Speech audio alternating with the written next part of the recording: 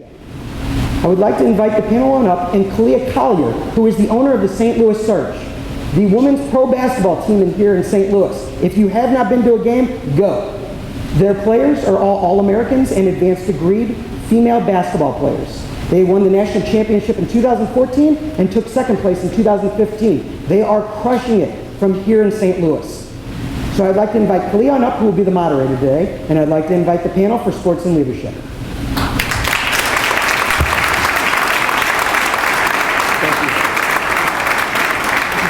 And the mic should be on.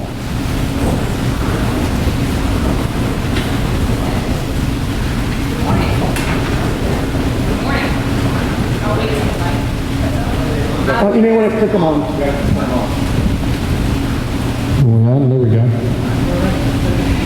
Good morning, everyone. Thank you very much for joining us. This is going to be an awesome discussion on sports and leadership, and we're going to throw a little bit of innovation in there as well. So, can't be in a better sports hub than this morning with these three gentlemen who are really the pioneers in our ecosystem. So I want to go ahead and give a couple of brief introductions because you guys know very well the Blues, the Rams, and the Cardinals. So without further ado, we have Chris Zimmerman, who is the president and CEO of business operations for the St. Louis Blues. He oversees all aspects of the Blues business operations, as well as the Scott Trade Center and the Peabody Opera House.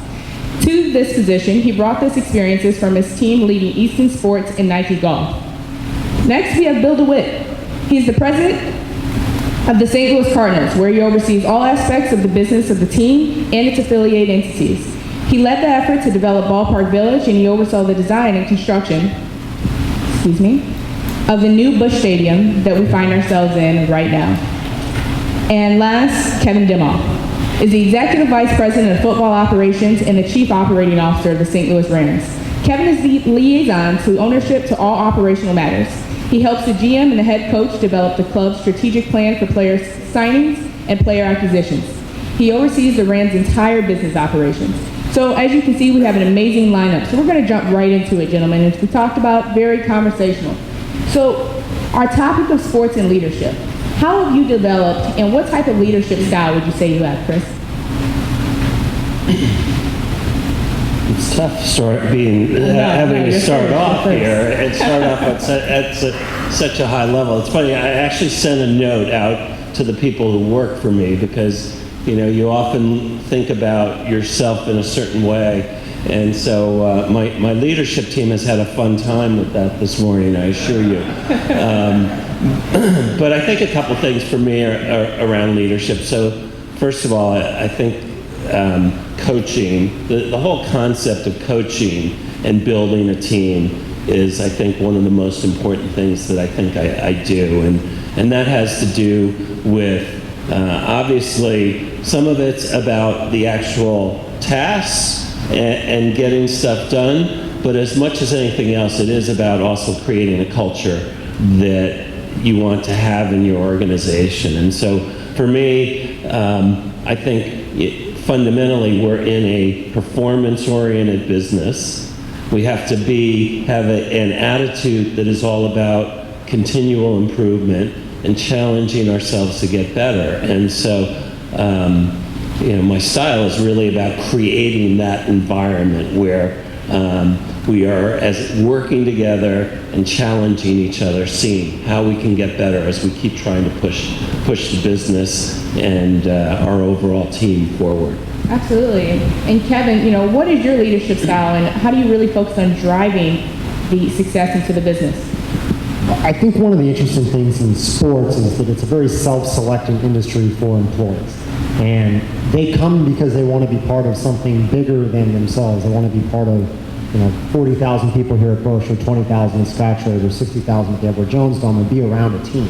And so you get naturally very motivated people who usually are team players who want to invest in something beyond you. So your job is to really harness their passion and what they're bringing to the table and to make it work for your organization. So I always think, in our role, I think sports demands among the most emotional intelligence of any business. Because when you go and you have a great win, you have to get your people ready the next day to go tackle the next challenge. You go and you have a horrific loss or 5 horrific losses in a row, as some may actually happen, and you have to be able to get them back and ready to work for the next week. And so I think as a leader, your job is to be consistent, steady, and emotionally intelligent to get them to the point where they can perform their best, because this is not where they can go to a competitor down the street or look at something different. They've chosen your organization, they've chosen their path in sports, so you're going to get a really good group of motivated, dedicated employees. Your job is to make sure that you get the best out of them to deliver for everybody else. Nicely put, Kevin. Bill? Yeah, I think for me it's understanding what my personality is and playing off of that, as well as the personalities and the skills of our key employees and the business that you're in. So for me, we try to create a family environment around here. It's a 162 game schedule. It's a long season, 81 home games and maybe more, and a busy off season as we plan for everything in the upcoming season. So it's a grind for many of us, and so creating that family environment, make sure that people are working hard at the right times, but then giving them those breaks when they need them during the season especially. But really I think it's my talents are more on the creative visual side. Obviously with an MBA I also have the business experience, but I try to jump in spots where I know I can add a little bit of value, and but really let my team run with things, and I'm fortunate because they're so experienced and they do such a good job that I really just need to be there to kind of keep the ball rolling, coach them, making sure that we're on track. And fortunately I haven't had to step too far outside of my own comfort level from a personality standpoint to move the ship in any radical direction since I've been in this position since 2008. And that's a great segue, because every great leader is a coach, and that's a very commonality. So, Beth, who has been your biggest, or what has been your biggest influencer in developing that style? For me, it's actually probably my own experiences in sports, and I was, though I'd never necessarily started my professional career thinking I was going to be in the sports world. I'd been a college athlete. I played hockey in college, and I think when you grow up as an athlete, you have this sense of team, which ends up being such a critical part of what makes these businesses work. Fundamentally, we're an organization with lots of different pieces, and there are thousands and thousands of touch points that happen every time there's a game in this building or any of the other buildings. And so, that sense of people working together and sort of what I learned being, quite honestly, a role player often on the teams that I was on, I think that as much as anything else was a massive influence on me. Got it.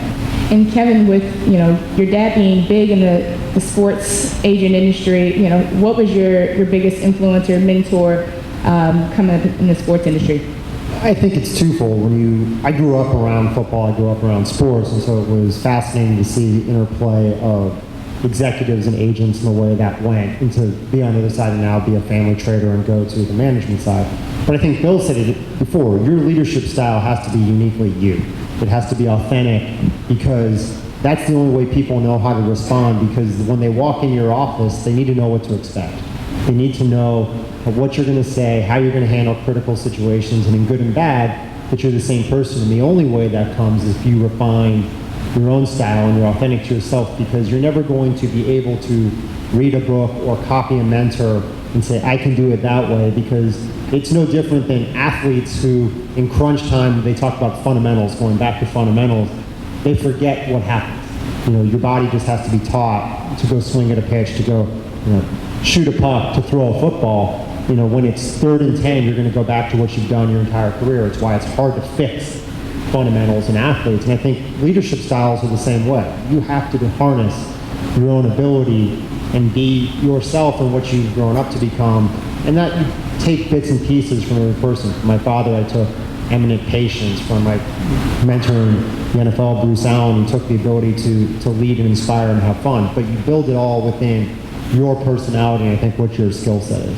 Oh, that's great. And Bill, same for you. I mean, you've grown up in the industry of sports. You've had an amazing family background of transitioning. Who has been your biggest influencer, or what has at this point? Well, certainly my father, but I had a great job right out of college. I worked as an assistant to Bill Riley, who's the head of the EPA and in Washington, and it was very impressive to watch how he managed an organization of 7,000 employees, but also was able to turn it on in front of the media and to get his message across communication-wise. So I learned a lot in that experience, which was 3 years.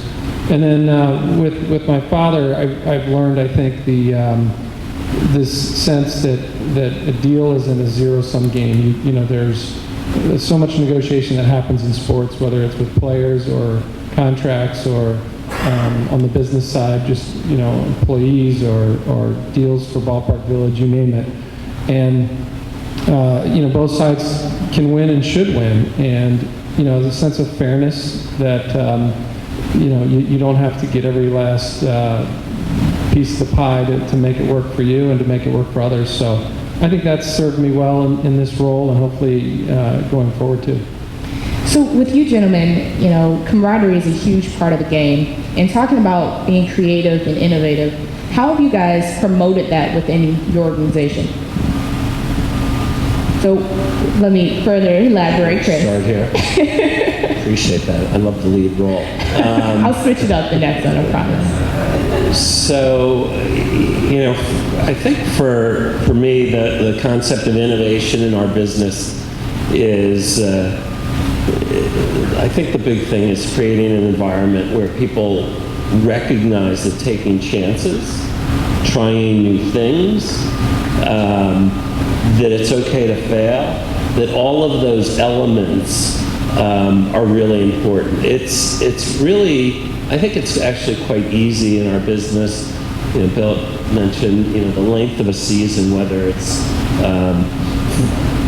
162 games or 82 games for a winter sport. It's a long season, and it's easy to get into just making it a routine.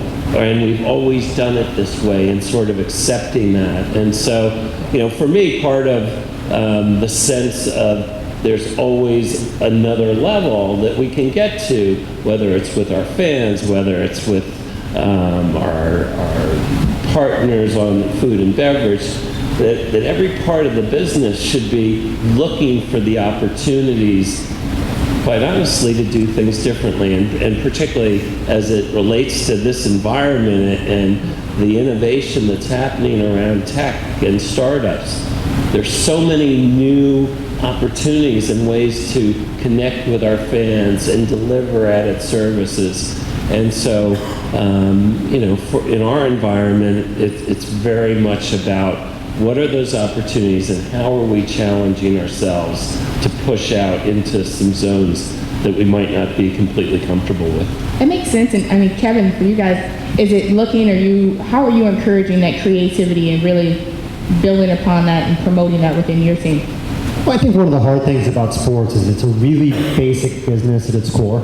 Right? You have a very defined set of revenue streams, a very defined set of expenses, and both have mentioned, there are long seasons, whether you play 16 games or whether you play 82 or 162. It's 6 to 7 months of continual, and people get into operational mode of how they work. I think the hard part is trying to branch out and tell your group, here's what's important, even though it may not relate on game day. Their focus may be what they're going to do on Sunday. I think most of the innovation really in the sports world now comes from content. And teams have gone from being sports teams to really content hubs, whether it's live content in games, whether it's on television, whether it's controlling your own digital streams and pushing out content. I think that's really the way to go. But I think one of the things that we try to do within our own building to pursue innovation is to really try to make every department control their own P&L and try to become a revenue generator, because I think so many in our world it falls into, well, I'm in community, I can't generate revenue. I can't generate ideas. That's not what I do. that's the sales team's aspect. And I think one of the things we try to say is every person in our building should have a positive contribution to the P&L, even if it's just generating greater fan loyalty or finding a way to grow your youth programs like Blues just announced. I think those are the areas that you can really push because the core of the business doesn't change. And one of the hard things is you get into the further you spread your wings, sports teams usually aren't large staffs.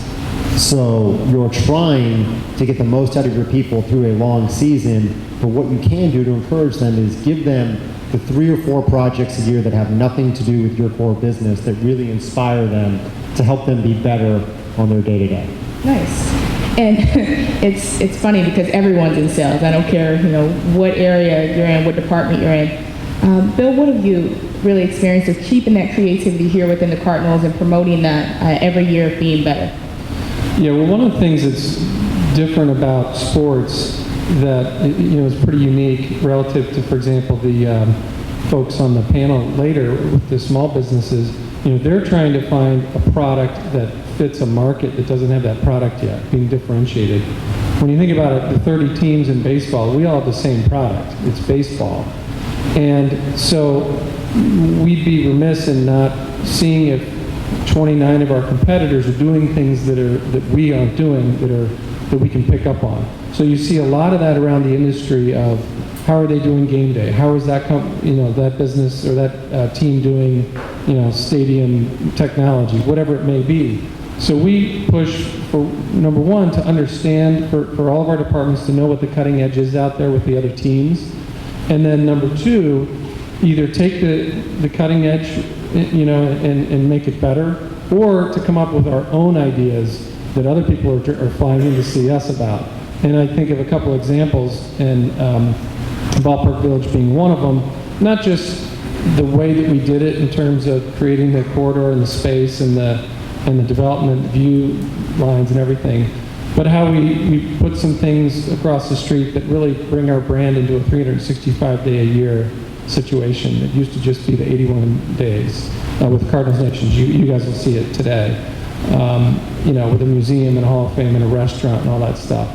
Then, so we've had a lot of teams come in and look at that, and we've also had a lot of teams come and look at our very innovative approach to promotional products. So our marketing department's done an incredible job of understanding our market, knowing what fans like to come for and what sparks their interest, and doing whatever it takes to create the highest quality product that gets people to the ballpark as opposed to watching it on TV. And there's several other little areas of innovation, but I think it starts with evaluating the landscape of what the other teams are doing, picking and choosing, not just taking every idea that's cutting edge, but finding out which ones are good for your market, and then also developing some new ideas that other people might come look for. Follow up on that one thing, and Bill mentioned it. One thing we try to do a lot as you look at competitors is we try to go outside the NFL. We try to look at the other leagues, because I think even within your own league, you're aware of the trends, you pay attention to them, but it's somewhat myopic. And so when we try to hire, we'll try to hire from baseball, hockey, basketball, to try to bring in different ideas from people who have to go generate multiple game days or have different paths, rather than try to stay within our own sport, because I think you tend to get into the viewpoint of this is the way the NFL does it, or maybe this is the way baseball, others do it. You want to bring in those new ideas, and it's been very helpful for us in building our group of employees to have people with different backgrounds from sports rather than just the NFL. It's definitely creating that unique experience. And talking about the innovation and St. Louis becoming a tech hub, so I'm curious, gentlemen, and I'm going to start with you, Bill. Do you consider yourself an entrepreneur and having that entrepreneurial mindset? I don't define myself as an entrepreneur because by definition, I'm not in terms of this business. It's been around for 125 years or whatever. However, clearly innovation is a part of what we're trying to do, and I think from a technology standpoint, the things that are at the cutting edge are probably mostly related to ticketing and then the game day experience. With ticketing, I mentioned the promotional strategy, which really is a function of a technology backbone that emerged the last few years where we can do dynamic pricing. So the season ticket holders pay one price at the beginning of the year, for about half the seats in this building, but the other half are sold on a dynamic basis with the price floats depending on the attractiveness of the game. And what that allows us to do is really prime the pump on certain dates with promotional products and what have you, to drive price and to drive revenue, but also to make sure there's a discounting strategy for people, because we can dynamically lower it as well on those dates that aren't as popular, for people to have affordable options. And so that's one aspect of technology. And the other thing is the game day thing. Is we're going to have Wi-Fi fully installed this year in this building, and so it creates an opportunity and a challenge. What works? What do people want on their smartphones when they're in the building? We have to figure out. We don't necessarily need to be what the giants are in Silicon. Where they have, the cutting edge, where the fans that are in that ballpark are, have the latest and greatest. I think we're a little behind in St. Louis. No offense, it's okay. But so, at what speed do we roll out these new ideas and new things? And it's not just being the latest and the greatest. It's also finding out how to use technology for your fans and what makes sense for them. It's being creative. So, Kevin, would you consider yourself, an entrepreneur, having an entrepreneurial mindset? Yeah, I think if you wanted to see yourself that way, you could. I think it's really hard when you're in a very traditional business to do that. I think one of the things for us is we look at trying to create a culture of entrepreneurship within your own building. Is one of the unique things about the NFL is, you have a whole level of shared revenue that goes across the league that's national money, but your local revenue you keep all yourself. So the better idea you can come up with locally that you can capitalize and monetize, the more it's going to allow you to go compete with everybody else. It's the version of TV deals elsewhere. And so I think for us, you're always trying to find, ways to challenge. Now, I think Bill hit on it. Part of it, your biggest touch point was on your game day, and so I don't think the Edward Jones Dome strikes anybody as particularly entrepreneurial, in its endeavor. And we're on the back end of Wi-Fi and some of those things. So I think from our experience of delivering things to fan that way, we're probably behind, and I think we know it, so we don't spend as much time there. But I think one of the things you try to do for entrepreneurial is you try to teach and coach your employees to think about themselves more as individuals and how they approach their projects and their world necessarily than a conglomerate. One of the hard things about being a member of a league is most ideas get stolen pretty quickly. You can't patent, a fan experience. You can't come up with something that's not replicated elsewhere, and that's great for fans across the sport. But one of the hard things about being, a member of a league is if you come up, usually there's something truly great, the league's going to steal it. And that's true probably for most entrepreneurs here. Usually, I think what good ideas come up that leagues can take in-house and do on their own, they will. And so it's always one of those dangerous push-pulls that I think the better you do, the more eyes that come onto you, and you're never going to be able to say, I'm going to sell this idea of the NFL for X amount of dollars if you come up with it. But I think it's more challenging your people to think that way, to push envelopes, and then in turn your entire organization will benefit rather than having a hub. But I will say there are another number of teams now that the 49ers have created their own essentially capital, private equity group with stadium ideas and things they're doing. I think it just depends on the market you're in. And clearly this event here shows you that there are ways to partner outside of the building that might be able to make you more entrepreneurial than you would expect as a team. That's a great point. And, for you, Chris, you've started departments, you've spearheaded, do you consider yourself an entrepreneur and having that mindset? Is that something you put directly into your organization? Well, I think the DNA of being an entrepreneur is a bit different, where you're starting something from scratch on your own, you're taking the risk, you're building it, you're doing all those things together. I mean, I have been as they say, a hired gun.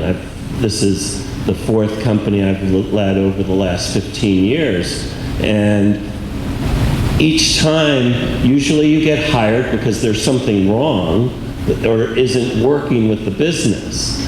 And so in that sense, my role has been a bit more as change agent, trying to come in and help transform an existing business. So there's certain elements of that is about strategic clarity and understanding how to create and change a certain marketplace, which is consistent with what entrepreneurs do. But I have massive respect for all of the entrepreneurs who are taking on a different level of risk, who are starting something from nothing.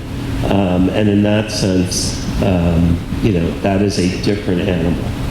And Bill, I wanted to go back to the point of you're talking about of staying innovative, changing things here within the stadium with such a traditional sport with baseball. How are you seeing the industry change, and how are you guys keeping up with it? I mean, you alluded to it with keeping Wi-Fi, starting Wi-Fi in the building. What are some of the things you guys are doing, and how is the industry changing?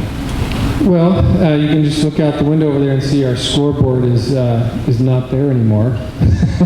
That's a great point. Yeah, we're putting a new scoreboard up, and that's just a simple case of the old one was not high def. It was 10 years old, and it's a new generation out there. And you look around and you see that all the other ballparks have new ones, and we want the shiny new toy as well.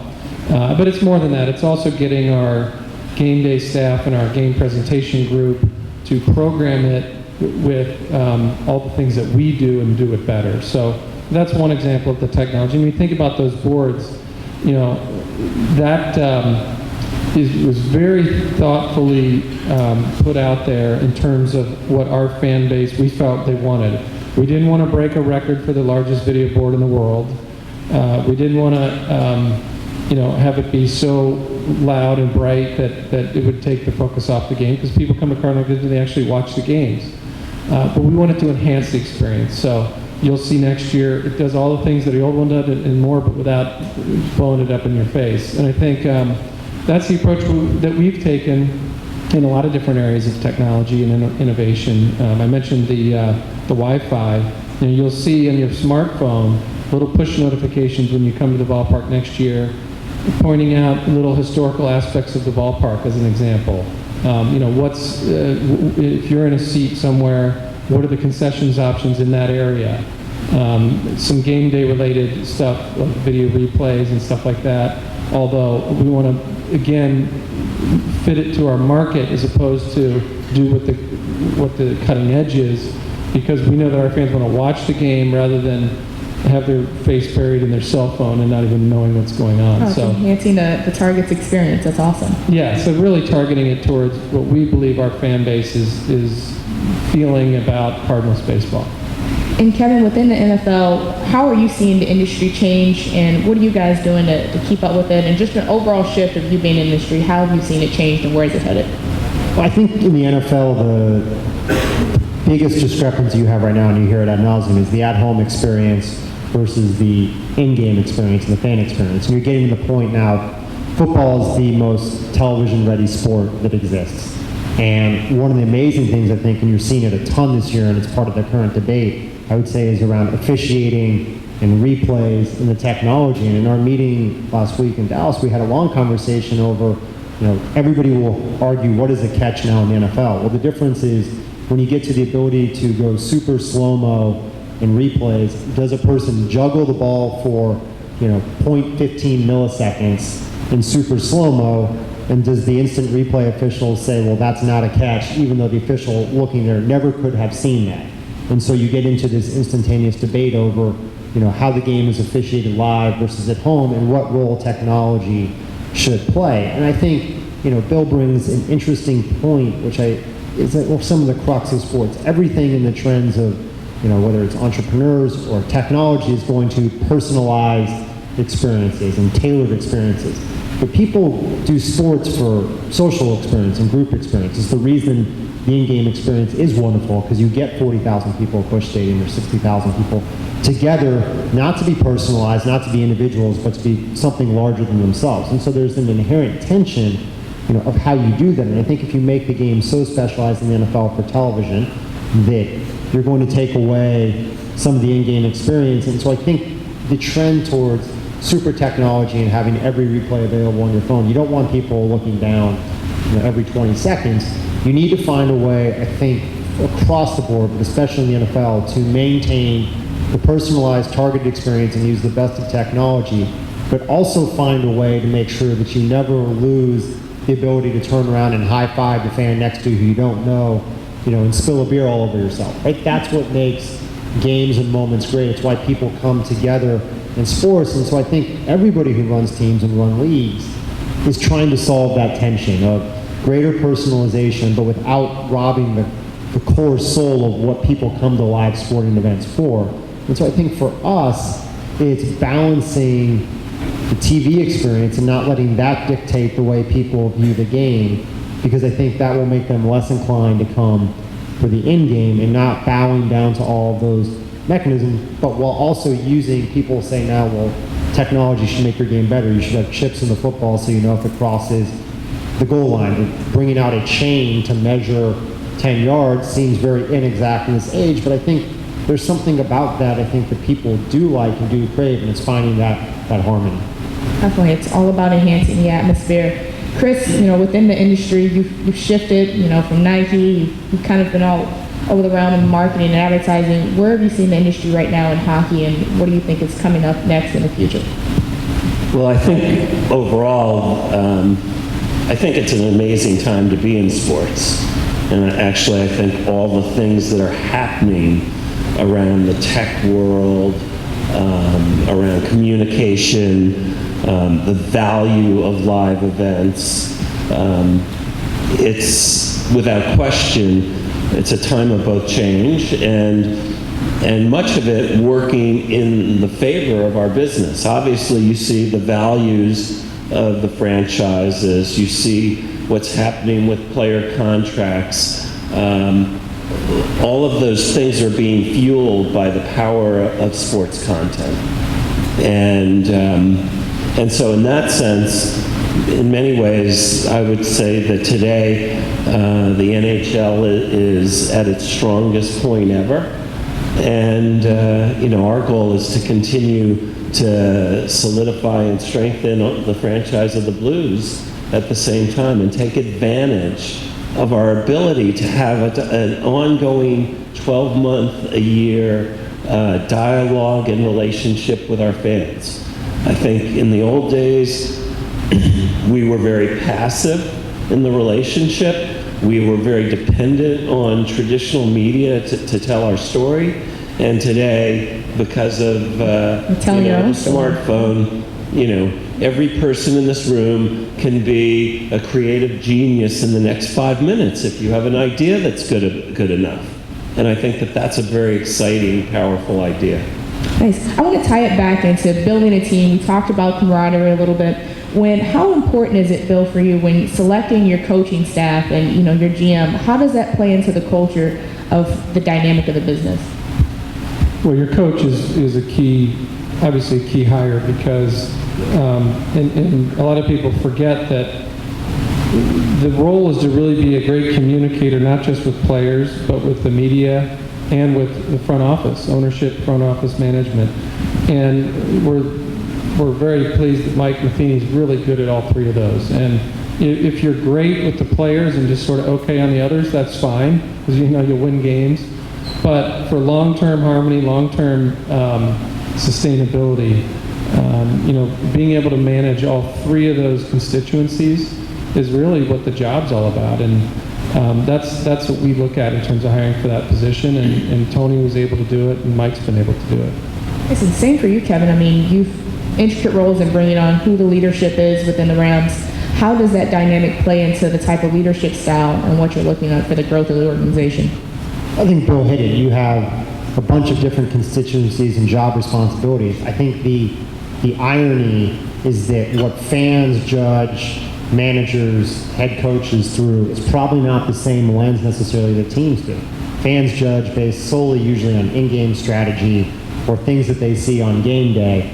We've all talked here about the length of the season, getting your players through an entire season, keeping that culture alive, making sure that they show up and play hard, managing, in some cases, a 21-year-old and a 33-year-old, in the same scenarios. I think all of those, to us, it's about being a great communicator within your own locker room, within your own building, and then having the ability to deal with the media, and not deal probably is not the right word, but enhance your brand and reflect everything else that you want in your organization through when the head coach speaks. And we always joke that the only people I know in the world that have press conferences every day are the White House and sports teams, right? I mean, so when you think about that day after day, and they walk in, you know, and I think with baseball, all sports, after a tough day, the media's right there ready to ask questions. The cooling down period of 10 minutes, and so to me, it gets back to the emotional intelligence, being able to lead and hold people up. The strategy is important, but the one thing I always think about head coaches, and this is why it's so hard to hire them, and why it's also harder for them to succeed, is the job you're hiring them for, they have usually never done before, and every job they've had coming up the ladder is a different skill set than the one you're trying to actually hire them for, right? So in the NFL, people already now are talking about the next coaching cycle, and who are they looking at? Who are the coordinators who are hot in the NFL, who are calling plays for the good teams? That doesn't necessarily mean that you'll be a good coach. I think St. Louis had one of the best examples. Mike Martz is one of the best coordinators in the history of the NFL. He's probably one of the oddest head coaches as a result. And that's the way the world works. One skill set does not translate to making you a head coach, but what we choose from, we're looking at in the NFL how they call plays, how their offense and defenses perform. It's not whether they can stand up in front of a room and get people to follow them for 7 months. And I think we'd be better off trying to identify the skill sets that make head coaches rather than saying, you have the number one offense, we should hire you, because that's not translatable. What is translatable is what we've talked about, personality, culture, leadership. Right, which isn't sustainable. And Chris, same difference. You guys are all in the same boat of, selecting that leadership. How important is that within the Blues organization? Well, hockey's an interesting sport because the combinations of your team can change so rapidly. So how you bring together a group is really critical. And our head coach likes to change a lot. And that's just reflective of the sport. And so your ability to find the way to bring people together, to get players to collaborate, which is the same, without questions, one of the most critical elements of the business operations group as well. How do we find the right way to bring groups together, get out of the traditional challenges of working in silos, and create both an expectation around performance, a level that we hold each other to, and that everyone understands. And because, so much, again, there's so many different types of groups and different responsibilities, it's really easy, I think, in these businesses and through these organizations to not have everybody in the same place. Yeah.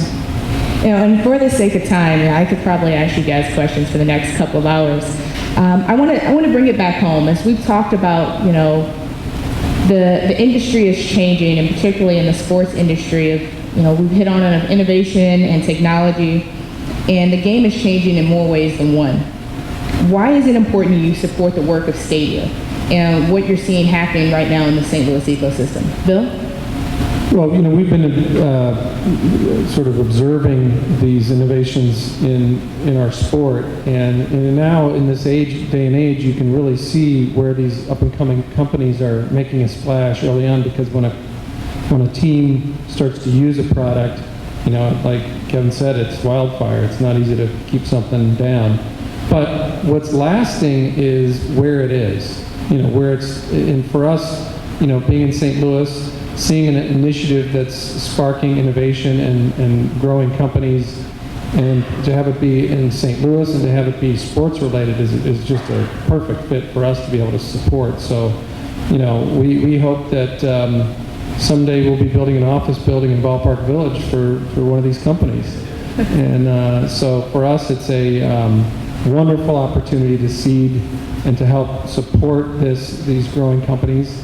And we're rooting hard for them to succeed. That's awesome. Kevin? I think if you were to look at all of our teams and you took the front office staffs, you'd see a lot of similarities in what they are. The titles might be different, but the departments all look the same. For all three of us, I would imagine nobody has a research and development department. doesn't exist in sports. And when you look at something like Stadia, you get a research and development department at your fingertips locally that you can tap into that really provides you capability beyond what your organization is ever going to be able to do, or what your core competency actually is. And I think have a local group that can do that, and I saw Matt Seebeck running around here, we've used Cast App to ask questions of our fans. It's something that would have probably taken a year to 2 years internally to come up with, but instead you can partner with someone here locally to get the same value immediately and provide value for them. I think that's the kind of ecosystem that you can develop that makes terrific sense for both those who are lifting off the ground here and the teams to be able to find ways to do, and it's what gets people excited because you start to look for more and more opportunities to grow outside of your traditional means. And so I think the ability to use this room, Stadia, as research and development for your own team and to have it at your disposal, in those minds is tremendously helpful to growing your business in ways you probably never imagined. Chris? So I'm the newest person up here to town.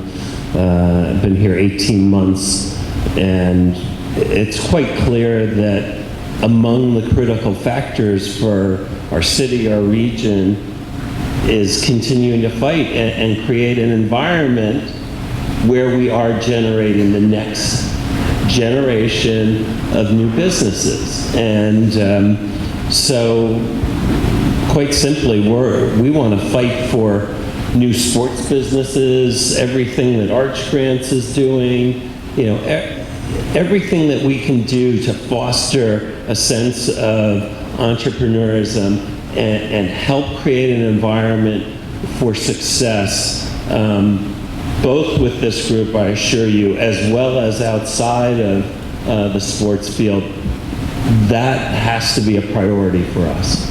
That's awesome. And so we have a couple of minutes for a couple of questions within the audience, and we're going to keep them tailored around sports and leadership, so please no one ask Kevin if the Rams are staying. Does anyone have any questions? We have a couple of minutes before we close out. This is a rare opportunity to have all three of these gentlemen up here. Yes, sir.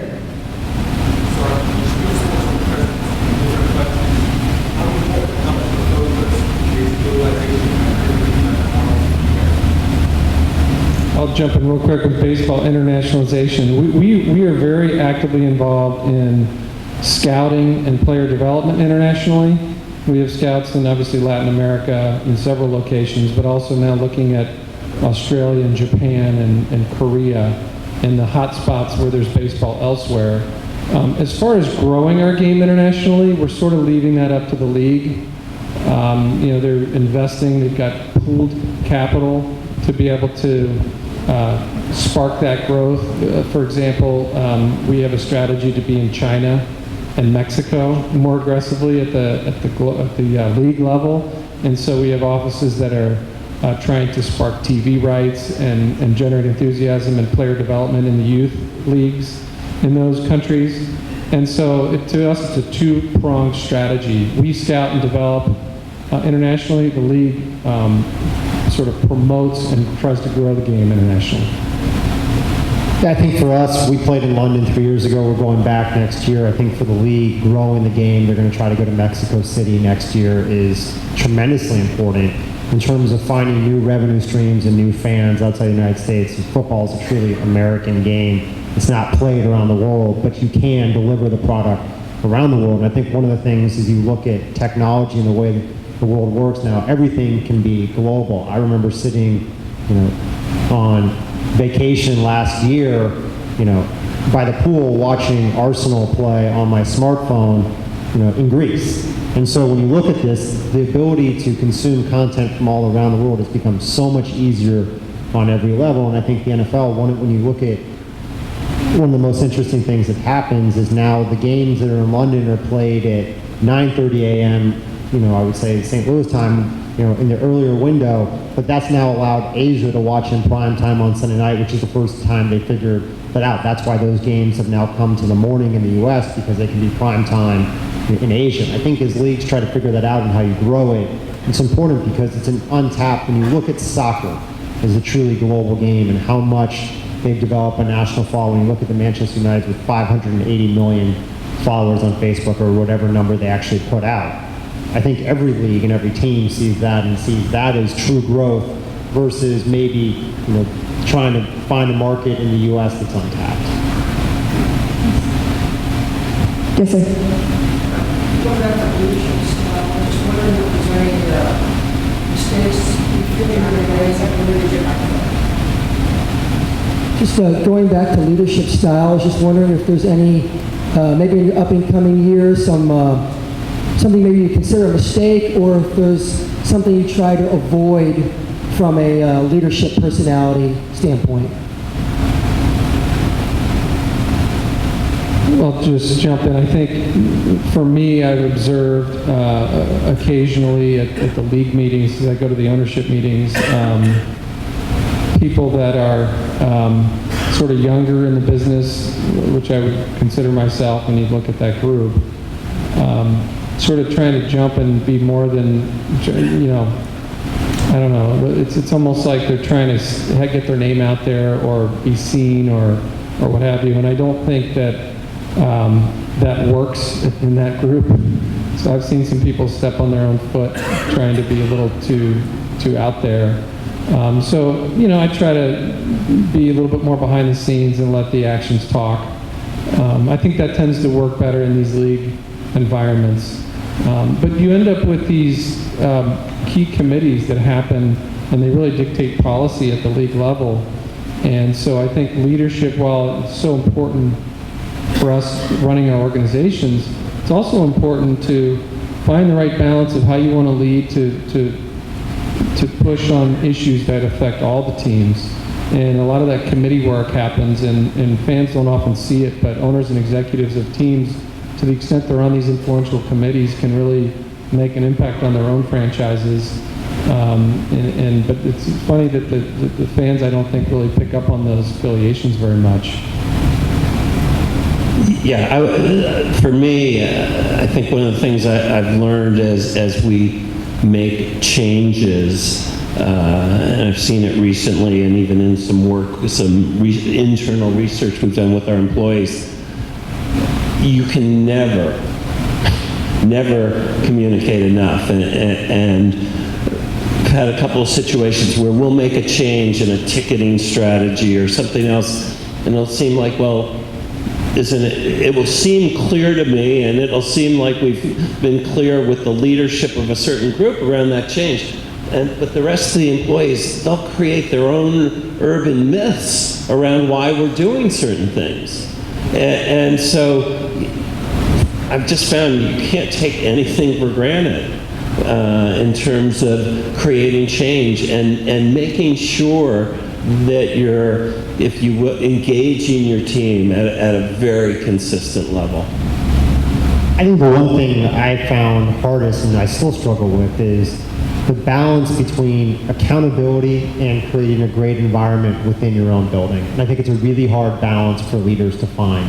That you want to have fun, you want to be spontaneous, you want to be innovative, and you want to create an environment where people enjoy each other. I'm, sarcastic by nature. You try to do different things. You go to have fun. Our building, our head coach plays pranks. People do it. And I think it's great to keep your building lively and fun, but I think at some point you always have to be careful that there's still a culture of accountability and gravitas to some degree in the way you operate. And I look back at a number of places where we probably went overboard in trying to create an environment that people enjoy being in and didn't hold them accountable the way they should have been. And ultimately, you don't hold yourself accountable for some of the actions that seep in. And I think it's a really delicate balance. I think especially, and I imagine for the people in this crowd, for the entrepreneurs, it's an even more delicate balance when you have a smaller office, you're trying to attract talent, you're trying to get people. When you look at the millennials, what they come to expect, I think there were times when I did not take a leadership role enough because you wanted to allow people to go out and find their own path that you could have course corrected, both good and bad. And I think that's the balance as I look back, and I still struggle with it over when is the time when, you want to, Chris said it, you want to encourage a culture of people to take risks and make mistakes. When's the time when you want to help them embrace that failure and learn from it, but also when's the time to actually say this was a mistake that you shouldn't have made. And when you actually can be tougher and be more stern and not want to be liked, and I think as you come in as a change agent, you want to get people's respect and you want them to like you, and so you probably err on the side of being softer when maybe what they need is a little bit more of a harder edge. And I think that balance to find along the path is always extremely difficult. And it's not, you learn from your experiences going through it, but it's never perfected by any means. Gentlemen, I cannot say thank you enough. As an entrepreneur growing a women's franchise in the St. Louis ecosystem, you guys' dedication to the game, your time and commitment here this morning with Stadia is greatly appreciated. Thank you very much.